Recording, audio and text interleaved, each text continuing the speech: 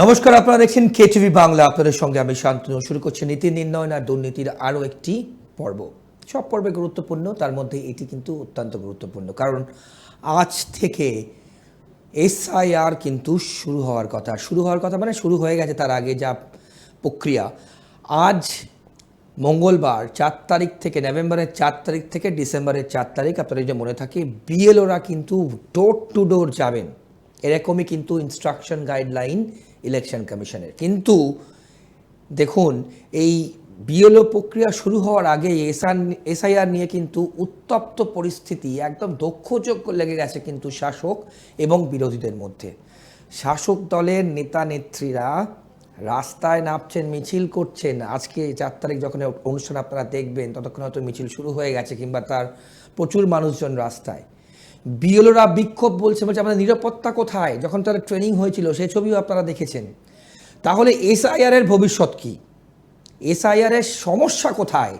SIR তো normal routine, তাহলে SIR নিয়ে এত কিছু কেন হবে? এটাই কিন্তু সবথেকে বড় প্রশ্ন বঙ্গবাসীর। আজকে এই নিয়ে আমরা কথা বলবো, খুব গুরুত্বপূর্ণ। এবং এই যে 4 নভেম্বর থেকে, আজ থেকে অর্থাৎ শুরু হলো, ইলেকশন কমিশন কি পদক্ষেপ নেয় আগামী দিনে, এসআইআর ঠিক করে হবে তো, এই নিয়ে কিন্তু আমাদের আজকের পর্ব থাকবে। এবং বিজেপি বলছে কি, আপনাদের আপডেট করে দিই, নো এসআইআর নো ভোট তো ছিলই, একজনও যদি অবৈধ ভোটারের নাম থাকে তাহলে ইলেকশন কমিশনকে গিয়ে ঘেরাও, সজল ঘোষ বলেছেন।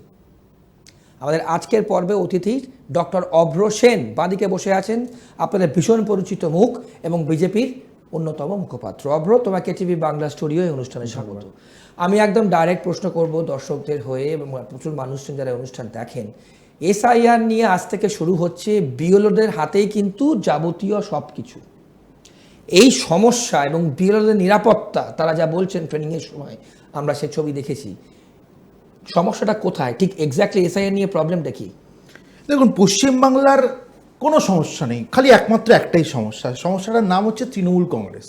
একটা বাটপাট চিটিংবাজ 2 নম্বরই পার্টি। মানে এদের মধ্যে কটা ভদ্রলোক আছে আপনাকে খুঁজতে গেলে খুব কষ্ট করতে হবে, নয়তো আপনি খুঁজে উঠতে পারবেন না। এই তৃণমূল কংগ্রেস যেহেতু পশ্চিমবঙ্গের মসনদে রয়েছে, এদের নিয়ে হচ্ছে সমস্যা। বেশ, এবার সমস্যাটা কেন, এটাও আপনাকে বিশ্লেষণ করে বুঝতে হবে।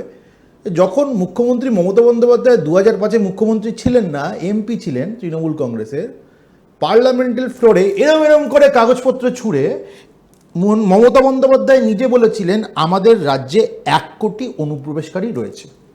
2005-এ বলেছিলেন।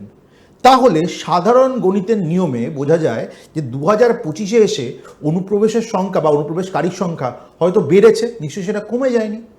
কিন্তু এই বাটপার তৃণমূল কংগ্রেসের অফিসিয়াল স্ট্যান্ড এখন হচ্ছে আমাদের রাজ্যে অনুপ্রবেশকারীর সংখ্যা এখন 0, রসগোল্লা, পান্তুয়া, লাড্ডু। তাহলে আমার প্রশ্ন হচ্ছে যে 1 কোটি অনুপ্রবেশকারীর কথা মমতা বন্দ্যোপাধ্যায় নিজে বলেছিলেন 2005-এ, এই কটা বছর যেতে যেতে সেই সংখ্যাটা 0 হলো কি করে? এই বাটপার তৃণমূল কংগ্রেস ক্ষমতায় এসে কি তাহলে তাদের জালি ভোটার কার্ড, আধার কার্ড বানিয়ে দিল এবং তাদের ভারতীয় বলে চালানোর চেষ্টা করছে? এবার এই প্রেক্ষাপটে আমি আপনাকে একটা তথ্য দেখাই। আমি শুনেছি আপনাদের স্টুডিওতে ওই বাটপাট দলের অনেক মুখপাত্ররাও এসছে। আমি জানি না এই উত্তর তারা পরবর্তীকালে কোনো যদি বাটপাট পার্টির কেউ আসে তার থেকে নিশ্চয়ই আপনি নেবেন।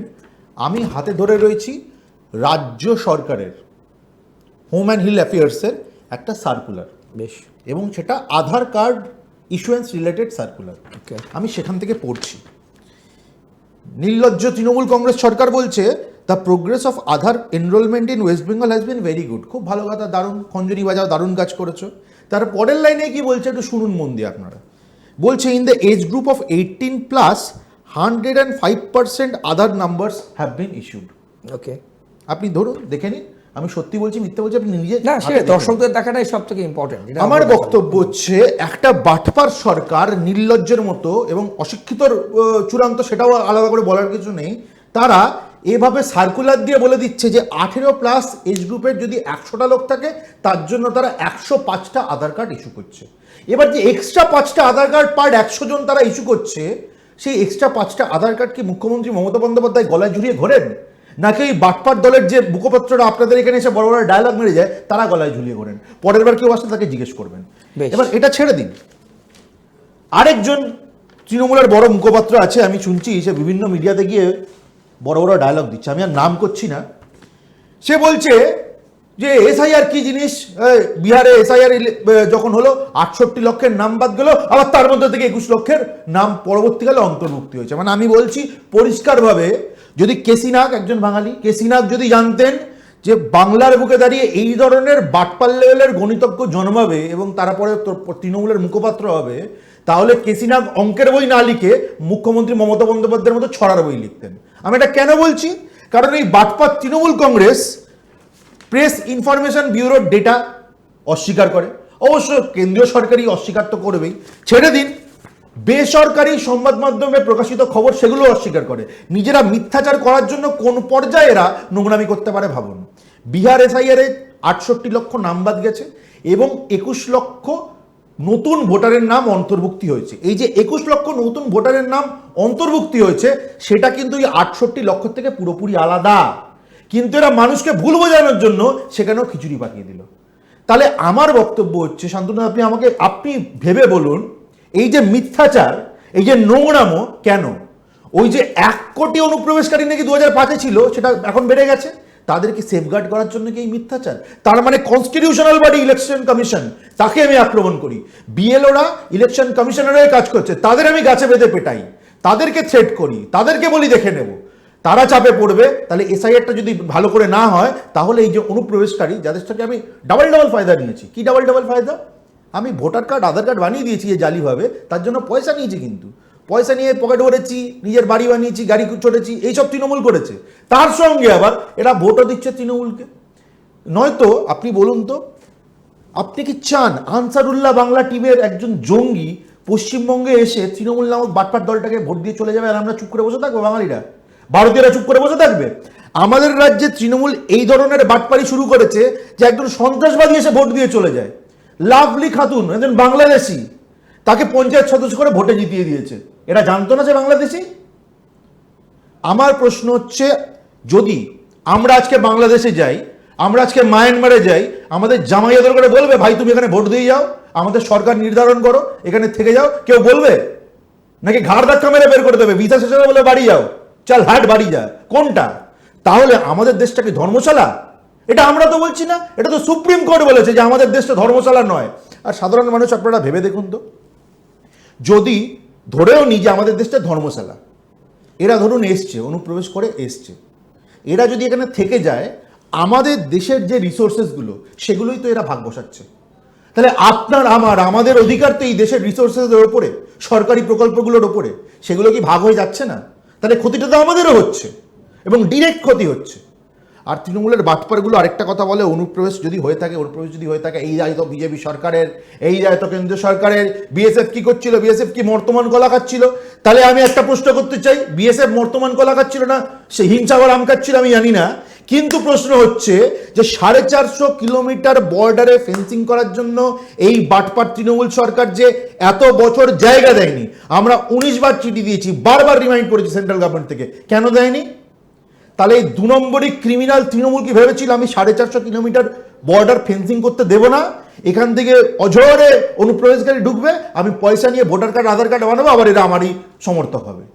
এই প্রশ্নের উত্তর তাদের দিতে হবে, কেন তারা দেয়নি। এবং এই প্রশ্নের উত্তর খালি তৃণমূল না, তাদের ওই দালাল বিজেপি বামেদেরও দিতে হবে, যে বিজেপি সরকার তো আজকে এসছে, কিন্তু বামেরা যে 34 বছর এখানে ক্ষমতায় ছিল, তারা সেন্ট্রাল গভর্নমেন্টের সঙ্গে কথাবার্তা বলে এই জায়গাটা ফেন্সিং করার ব্যবস্থা করেনি কেন? এখন তারা বড় বড় ডায়লগ মারছে, খুব সাধু সাজছে। বেশ, কিন্তু আমরা এই মুহূর্তে যা পরিস্থিতি, তাতে কি এসআইআর সুষ্ঠুভাবে করা সম্ভব হবে?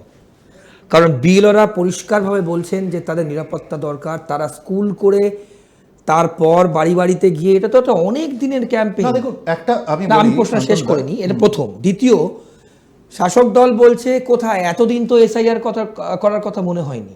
তাহলে স্পেসিফিকভাবে 2026-এ বিধানসভা ভোটের আগেই এসআইআর নিয়ে মানুষ কি ভুল বোঝানো? মানুষ তো আতঙ্কে আত্মহত্যা করছে অব্র, এবং সেখানে এবং একদম কোট আনকোট তোমাদেরকে তারা দায়ী করছে, এবং তারা সুইসাইড নোট লিখে যাচ্ছে যে এসআইআর দায়ী। বলো। এবার আমি বলি, বিএলওরা রাজ্য সরকারি কর্মচারী, একদম, এবং ইলেকশন কমিশনের কিন্তু এটা স্পেসিফিক ইনস্ট্রাকশন আছে যে যখন বিএলওরা বিএলওদের কাজ করবে, তখন তাদের স্কুলের ডিউটি কিন্তু থাকবে না। কিন্তু এই বিভ্রান্তিটা ছড়ানোর চেষ্টা কারা করছে? রাজ্য সরকারের অধীনস্থ ওই অফিসারগুলো করছে, যারা একটা ভয়ের বাতাবরণ সৃষ্টি করতে চায়, যারা বকলমে চায় যাতে এসআইআরটা ভেস্তে যায়, তাতে ঠিকভাবে ইন্টেন্সিভ রিভিশনটা না হয়। এটা কাদের অঙ্গুলি হারানো হচ্ছে? ওই বাটপাত তৃণমূলের নেতা মন্ত্রীদের অঙ্গুলি হারানো হচ্ছে। তাদের ক্যাটাগরিক্যাল বক্তব্যগুলো দেখুন না, গাছে বেঁধে পেটাও, এই করো সেই করো। তার মানে এরা চাইছে এই সরকারি অফিসারগুলোকে দিয়ে এই বিএলওদের উপর চাপ সৃষ্টি না, করতে। এবার আমি বলি, সেই হুমকি তো বিরোধী দল নেতাও দিয়েছে, সেটা বলেছে যদি না ঠিক হয় তা জেল হবে। তো বিএলওদের দায়িত্বের মধ্যে পড়ছে এটা। যদি তৃণমূল ছাপ, ওই হাওয়াই চটি চাপ বিএলও না হয়, কিছু তো ধরা পড়েছে, জানতে পারা যাচ্ছে যে কিছু হাওয়াই চটি চাপকে বিএলও করে দিয়েছিল এরা, তাদেরকে বাদ দিতে হবে, এটা আমাদের দাবি এক। আর দ্বিতীয়ত হচ্ছে, বিএলওরা যদি সৎভাবে কাজ করেন, অবশ্যই আমরা ধরে নিচ্ছি যিনি নিরপেক্ষভাবে কাজ করবেন, তখন কিন্তু এই ভুলভাল নামগুলো বাদ যাবেই, এবং বিএলওরা নিরপেক্ষভাবে কাজ করবেন, আমরা ধরে নিচ্ছি, ওই চটি চাপ ছাড়াগুলো, তাহলে কোনো প্রবলেম নেই। কিন্তু রাজ্য সরকার যেন একটু বেশি বাড়াবাড়ি না করে, এই বিএলওদের জন্য ভয় দেখানোটা বন্ধ করে। আর আপনি একটা খুব সুন্দর প্রশ্ন করেছেন যে লোকজন আতঙ্কে নাকি আত্মহত্যা করছে। প্রথমত শান্তনুদা, আমি একটা কথা বলে দিই, এনআরসি খায় না মাথায় মাকে কেউ জানে না। আমাদের ম্যানিফেস্টোতেও নেই এনআরসি, সারা দেশে কোথাও এনআরসি নেই। এনআরসি নিয়ে ভয়কে তুলছে মুখ্যমন্ত্রী মমতা বন্দ্যোপাধ্যায়, তার এই ভাইপো, কয়লা ভাইপো। তাহলে ভয়ের বাতাবরণের জন্য যদি এই ধরনের কিছু ঘটনা ঘটে থাকে, তাহলে ডিরেক্ট দায়ী মুখ্যমন্ত্রী এবং তার ভাইপো, তাদেরকে অ্যারেস্ট করা হোক ইমিডিয়েটলি। মিথ্যাচার করছে, মানুষকে ভয় দেখাচ্ছে, প্রোপাগান্ডা করছে। আর দ্বিতীয়ত, আপনি একটু এবার ঠান্ডা মাথায় ভেবে দেখুন তো, দর্শক বন্ধুরা আপনারা ভেবে দেখুন তো, একজন ভদ্রলোক, তার 2002-এর এসআইআর লিস্টে নাম ছিল, তাহলে সে অলরেডি ভোটার রয়েছে, তার আর কোনো চিন্তার কারণ নেই। এটা বারবার করে আপনারা সংবাদ মাধ্যম দেখিয়েছেন। প্রদীপ কর ভদ্রলোক, তার নাম ছিল, ভয়ের কোনো কারণ নেই। ডানহাতি মানুষ, আমিও ধরুন ডানহাতি, ডানাতের 4টে আঙ্গুল তার কাটা, এই যে 4টে আঙ্গুল তার কাটা নেই। জানা যাচ্ছে সে নাকি 6বার 7বার করে সুইসাইড নোট লেখার প্র্যাকটিস করেছে, তারপর গিয়ে একটা সুইসাইড নোট লিখেছে। এবার আমি ধরেও নিলাম কাটা হাতে একটা আঙ্গুলে, খালি বুড়ো আঙ্গুলে নাকি সে লিখেছে, ধরেও নিলাম। কিন্তু আপনারা দর্শক বন্ধু, আপনারা ভাবুন তো, যে এই ভদ্রলোক ওই কাটা হাতে এক হাতে গলায় ফাঁসটা কি করে লাগালেন, কি করে লাগালেন? এবার দ্বিতীয় ঘটনাটায় আসুন। একজন 95 বছরের বৃদ্ধ, 95 বছরে আমরা জানি শরীর যেরকম জীর্ণপ্রায় হয়ে যায়, সোজা হয়ে হয়তো বাথরুমে যেতে কষ্ট হয়, সেই লোকটা হঠাৎ করে এত নাকি ভয়ভীত হয়ে গেল, গলায় ফাঁস লাগিয়ে ঝুলে পড়ল। শারীরিকভাবে এটা সম্ভব। আর তৃতীয়ত, আরেকজন ভদ্রমহিলা, তিনি গায়ে আগুন দিয়ে নাকি মারা গেছেন। এবার এনার হাতও কাটা ছিল না, পাও কাটা ছিল না, বাবা মা বাংলাদেশে ছিল। হ্যাঁ, না না, পয়েন্টটা অন্য জায়গায়। উনি সুইসাইড নোটটা আবার কোথায় লিখেছেন? উনি কোনো খাতায় কলমে লেখেননি, উনি দেয়ালে সুইসাইড নোট লিখেছেন। মানে যার আঙুল নেই সে খাতায় লিখছে, আর যার আঙ্গুল আছে সে দেয়ালে লিখছে। আমি বলছি, এই ধরনের বাটপাড়ি তৃণমূল কংগ্রেস শুরু করেছে। যদি এই ঘটনাগুলো সত্যি হয়, তাহলে এর জন্য দায়ী মুখ্যমন্ত্রী এবং ভাইপো। আর যদি এই ঘটনাগুলো মিথ্যা হয়, এগুলো যদি খুন হয় বা অন্য রকমের কোনো রকমের ষড়যন্ত্র হয়, এই বাটপারগুলোর, এই তৃণমূল বাটপারগুলোর জন্য কিন্তু এই ঘটনাগুলোর ইনভেস্টিগেশন হবে না, আর এই খুনগুলো কিন্তু ধামাচাপা পড়ে যাবে। আমি বলছি, এই জায়গায় নিয়ে গেছে এরা নোংরামি। Entire breakdown of law and order in West Bengal, নোংরামি শুরু করেছে এরা। বেশ, অব্র এসআইআর হওয়ার পর যদি ভোট হয়, সেক্ষেত্রে কি তোমরা কি বলছো? এসআইআর হওয়ার পরই ভোট হবে, আগে ভোট হওয়ার কোনো সিন, মানে এসআইআর তো no SIR no vote, no SIR no vote. বেশ, কি অনুপ্রবেশকারীদের নিয়ে আপনি ভোট করতে যাবেন নাকি? মৃত ভোটারদের নিয়ে ভোট করতে যাবেন? ছোট মানে ভূত ভূতের এসে ভোট দেবে, ডুপ্লিকেট ভোটার নিয়ে ভোট করতে ছোট যাবেন? ইনফরমেশন দিয়ে রাখি, শাসক দলের এমপি ইতিমধ্যেই বলেছেন যে অনশনে বসবেন যাতে এসআইআর না হয়। বল, কোন এমপি? মমতা বলা ঠাকুর। বসুক না। তার মানে এরম ভাবে যদি তারা একের পর এক স্টেটমেন্ট দেয়, এটাই প্রমাণিত তারা অনুপ্রবেশকারীদের পক্ষে, তারা ভুতুরে ভোটের পক্ষে, তারা ডুপ্লিকেট ভোটিং এর পক্ষে। এই বার্তা মানুষের কাছে পরিষ্কার হয়ে যাচ্ছে। তারা যা পারে করুক, এসআইআর ছাড়া ভোট হবে না। কেন আমরা অনুপ্রবেশকারীদের ভোটে আমাদের সরকার নির্বাচন করব? আর তারা বড় বড় ডায়ালগ মারে, আমরা ভোট চোর, এই ভোট চোর, বিজেপিকে বলে তো যে ভাই কার গরজটা দেখতে পাচ্ছ অনুপ্রবেশকারীদের সেফগার্ড করে বলছে তো তোমরা ভোট। আরে শান্তনুদা, আপনি বলুন না, বিজেপি একবারে বলেছে এদের সেফগার্ড করার কথা, আমরা বলছি তুমি ঘেটি ধরে বার করো, এদেরকে খুঁজে বার করো, ফেরত পাঠাও বাংলাদেশে, খুঁজে বার করো, ফেরত পাঠাও মায়ানমারে, যেখান থেকে এসে সেখানে যাও, ঘেটি ধরে পাঠাও। যদি আমরা সেটা বলি, তৃণমূল পারছে না কেন বলতে? তার মানে তৃণমূলের কিছু দেওয়া নেওয়ার সম্পর্ক আছে, তার মানে ভোট চোর হচ্ছে তৃণমূল। এই লোকগুলোর ভোট তৃণমূল পায়। যদি তা না হতো এত কিসের গরজ চুরি চামারি করে ভোট করে নেওয়ার? বাঙালিদের ভোট নিয়ে জিততে পারবে না, ভারতীয়দের ভোট নিয়ে জিততে পারবে না, এদেরকে সেফগার্ড করার কি দরকার? আর এদেরকে সেফগার্ড করার জন্য বাঙালিদেরকে ভয় দেখাচ্ছে, ভারতীয়দেরকে ভয় দেখাচ্ছে, নির্লজ্জ বাটপাত দল একটা। বেশ অভ্র, এবার এবার এবার আসি তোমাদের সংগঠনের ক্ষেত্রে। এখানে যারা তুমি যাদের নাম বললে না, আমার ডেজিগনেশন বললে, তৃণমূলে যারা এসছেন তারা পরিষ্কার বলেছেন যে বিজেপির তো বুথে বসার এজেন্ট নেই, তারা এসআইআর হলো একটা মাধ্যম মানুষকে ভুল ভাবিয়ে মানুষের সঙ্গে চক্রান্ত করে, যেমন বিহার নিয়ে আমি পরে আসছি, এই হচ্ছে তাদের স্ট্যান্ড। বলো, তোমার তো বুথে বসার লোক নেই বলছে। শুনুন, তৃণমূলের স্ট্যান্ডটা হচ্ছে খিচুড়ি। আরে ধরে নিন না, ধরুন আমাদের বুথে বসার লোক নেই, তো আমি এসব তর্কে গেলাম না, ধরে নিন না, ছেড়ে দিন, আমাদের হয়তো বুথে বসার লোক নেই। হ্যাঁ, কংগ্রেস সিপিআই প্রচুর লোক আছে, সিপিএম এর প্রচুর লোক আছে, তাই বলে কি এসআইআর হবে না? কোন রাজনৈতিক দলের বুথে বসার লোক নেই বলে এসআইআর হবে না? কোথাকার যুক্তি ভাই এটা? কালীঘাটের খিচুড়ি খেয়ে এইসব যুক্তি শেখে নাকি তারা? কোন রাজনৈতিক দল ছোট হতে পারে, বড় হতে পারে, আমরা তো একমাত্র বিরোধী, সেটা ছেড়ে দিলাম, আমিও তর্কে ঢুকছি না, কিন্তু তার সঙ্গে এসআইআর হওয়ার না হওয়ার কি সম্পর্ক? মানে আমি এই জন্য এই দলটাকে অশিক্ষিত বলি, এমনি এমনি ফালতু কথা বলার জন্য বলি না, এরা অশিক্ষিত। এরা টপ পোস্টে গুলো 12 পাস জারি ডিগ্রি, আর যে তার থেকে লোয়ার লেভেল লোকগুলো আছে একদম চটি চাটা, মাথায় কিচ্ছু নেই, এটা আমি নোংরামি ছাড়া আর কিছু। 2024 লোকসভায় না হয়ে এই 26 বিধানসভার আগে কেন এসআইআরটা, আমি সেটাই জিজ্ঞেস করছি। আপনি সকালবেলা দাঁড়া শুনুন না, আপনি সকালবেলা ঘুম থেকে উঠলেন, সকালবেলা ঘুম থেকে উঠে আপনি কি করেন? দাঁত মাজেন, মুখ চোখ তাই করে। এবার তারপর ধরুন তার আগে আপনার অফিসের একটা মিটিং পড়ে গেল, আপনাকে ভার্চুয়াল মিটিং এ বসতে হলো, ধরুন কথার কথায়, তো সকালবেলা 8টায় রোজ আপনি দাঁত মাজেন, 8টায় দাঁত মাজা হয়নি, ভার্চুয়াল মিটিং ছিল 10টা বেজে গেছে, আপনি দাঁত মাজবেন না? আমি দাঁত না বেজে সারাদিন কাটাবেন?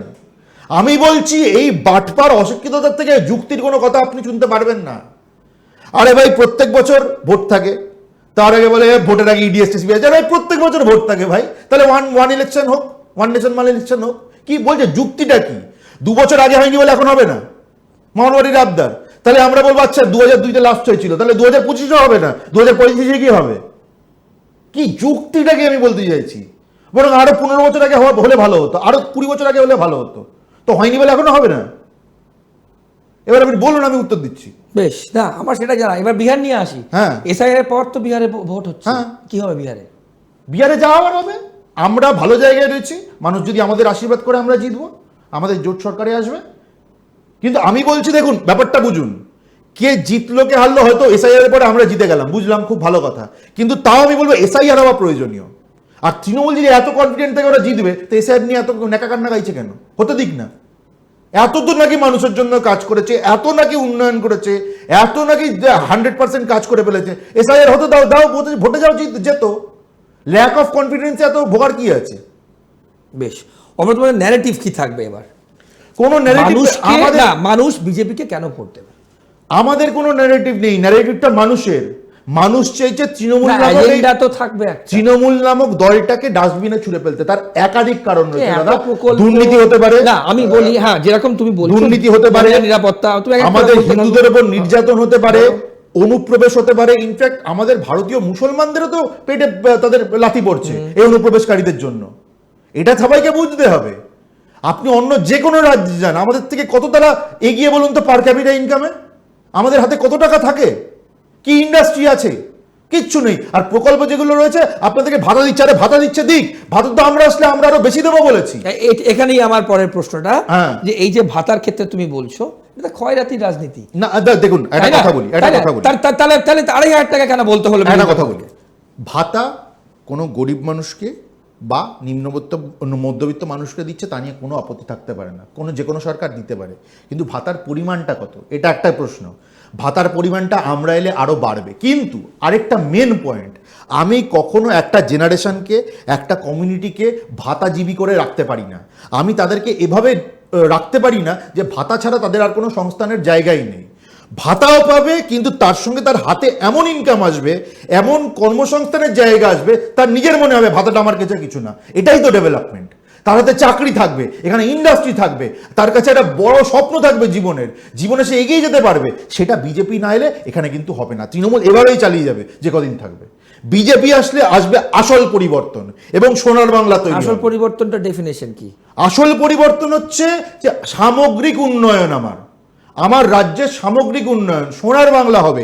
Economic development, infrastructural development, industrial development, health সেক্টরের ডেভেলপমেন্ট, সরকারি চাকরিতে এখন যে খরা চলছে সেটা থামবে, প্রাইভেট যে সেক্টরসগুলো আছে সেগুলোতেও বুম হবে, কারণ তখন তারা নতুন উদ্দীপনা নিয়ে আসবে এবং এখানে লাখো লাখো ছেলেমেয়েরা চাকরি পাবে, সব জায়গা থেকে ডেভেলপমেন্ট হবে, এডুকেশন সেক্টরের ডেভেলপমেন্ট, সব দিক দিয়ে ডেভেলপমেন্ট, হলিস্টিক ডেভেলপমেন্ট হবে, সেটা সরকার চেঞ্জ হলে তবেই সম্ভব। বেশ, এবার আসি অভ্র শেষের দিকে প্রায়। এবার তৃণমূলকে তো তুমি যা উত্তর দেওয়ার দিলে, কিন্তু আমার প্রশ্ন এবার অন্য জায়গায়। আমার প্রশ্ন হচ্ছে এখানে যারা বাম এবং কংগ্রেসের যারা যারা এসছেন এই অনুষ্ঠানে, সবাই এসছেন, মুখপাত্র এসছেন, তারা বলছেন যে দেখুন সিবিআই আর ইডি ভোটের ঠিক আগে সুপার অ্যাক্টিভ হয়ে যায়, রেড করে এবং অনেক রাজনৈতিক নেতা নেত্রীরা অ্যারেস্ট হয়, কিন্তু কনভিক্টেড হয় না।